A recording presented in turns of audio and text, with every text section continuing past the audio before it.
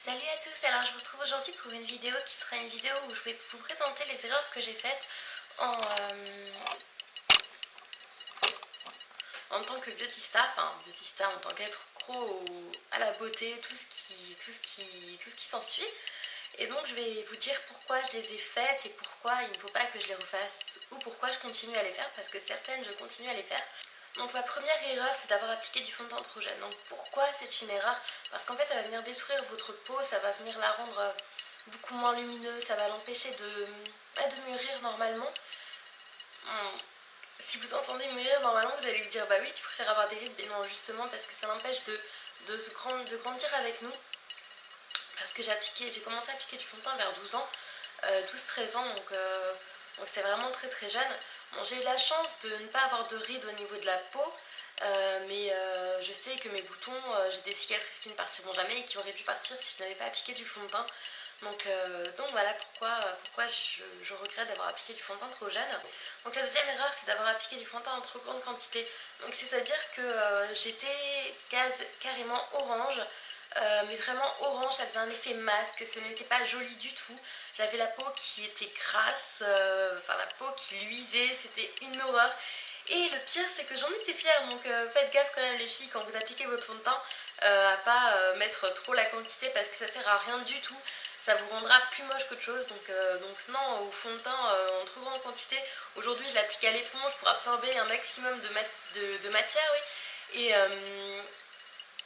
Et c'est vraiment mieux, enfin je trouve, voilà, on ne voit pas les démarcations logiquement, voilà, c'est plus joli, ça rend un fini plus naturel, en même temps ça va unifier la peau et ça va vous l'embellir, donc oui au fond de teint, à partir d'un certain âge, je dirais à partir de 14, non, à partir de 15-16 ans, pardon, oui à partir de 15-16 ans, mais non fond de teint en trop grande quantité parce que vous voyez là ça ferait des démarcations, ça ferait vraiment horrible et moi je ne me rendais pas compte de ça et je me rends compte en fait sur des anciennes photos que j'avais postées sur Facebook que finalement c'était une horreur quoi. Et, si on vous dit que vous avez mis trop de fond de teint, c'est vraiment que vous avez mis trop de fond de teint. Donc la troisième erreur, c'est d'avoir trop épilé mes sourcils, donc c'est-à-dire que je les ai épilés beaucoup trop fins, mais c'est pas vraiment le souci en fait, parce que ils sont pas trop fins, mais vous voyez j'ai des trous, voilà, et ils sont tellement épais qu'en fait je peux pas les dessiner autrement, donc vraiment c'est mon regret, c'est d'avoir trop épilé mes sourcils, et c'est vrai ils sont pas, enfin voilà ça choque pas, mais on se dit pas oh mais elle a pas de sourcils, mais moi je vois que j'ai des trous, vous voyez. Vous voyez que c'est pas. Et puis même ils sont pas égaux et j'ai beau essayer de les faire pousser en fait, les poils qui sont partis repoussent plus fin, donc pour faire une ligne c'est juste impossible. Donc si je peux vous donner un conseil, c'est la première fois que vous voulez épiler vos sourcils, et bien allez chez l'esthéticienne et elle vous fera une ligne de sourcils, voilà. Et ça sera beaucoup mieux et après vous n'aurez plus qu'à suivre la repousse et vous aurez une ligne de sourcils magnifique. Donc ma quatrième erreur et qui est sûrement la pire et on va se dire elle reproduit l'erreur maintenant parce que je fais très attention, donc c'est d'avoir trop décoloré mes cheveux et ce n'est pas une erreur actuelle, c'est une erreur qui date d'il y a 3 ans, ouais 3 ans même 2 ans, je l'ai refait un an après. Je décolorais mes cheveux mais je faisais genre une décoloration par semaine.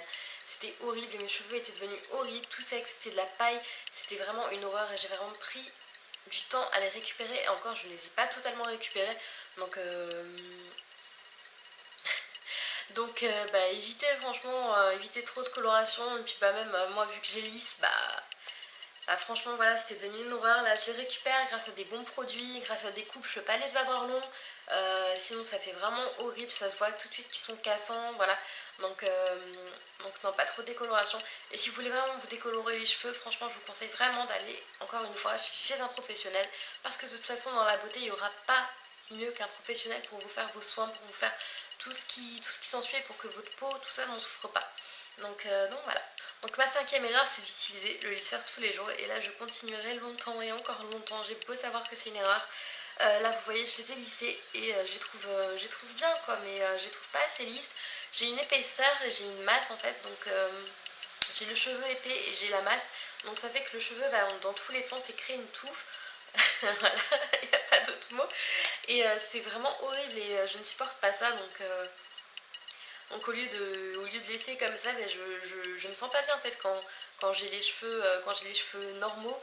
Et donc j'ai besoin de l'utiliser tous les jours. Et donc voilà, mais par contre, je sais que ça abîme le cheveu et que c'est vraiment mauvais.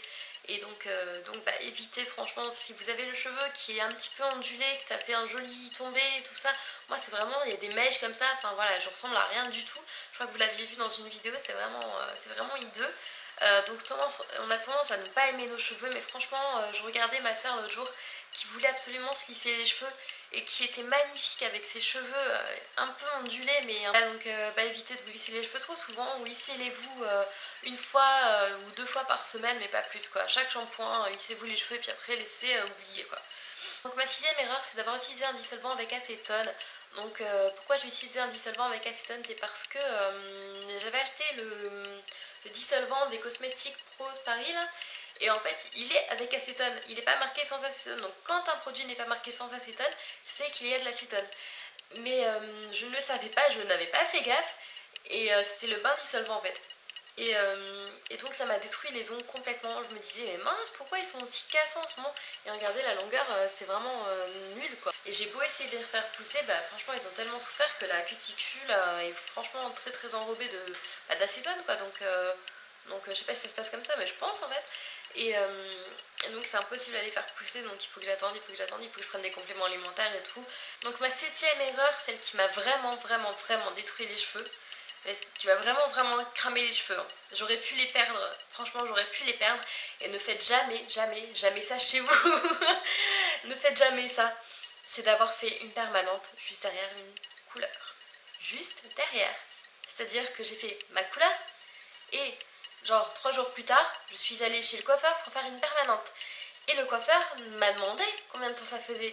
Et moi, toute fière, j'ai fait qu'il le savait très bien et qu'il me disait oh mais non, mes cheveux ne craignent rien, ils sont assez épais, ils vont supporter. Eh bien j'ai répondu ça fait 3 semaines. 3 semaines, c'est bon. Eh bien elle m'a fait la permanente et elle a même pas fini de me sécher les cheveux tellement elle voyait que ça cramait. J'avais les cheveux tout secs, tout cassants, tout horrible. Et ça faisait vraiment hideux quoi. Donc jamais, jamais de permanente derrière une couleur s'il vous plaît. Donc ma 8e erreur, c'est d'avoir fait des régimes yo-yo.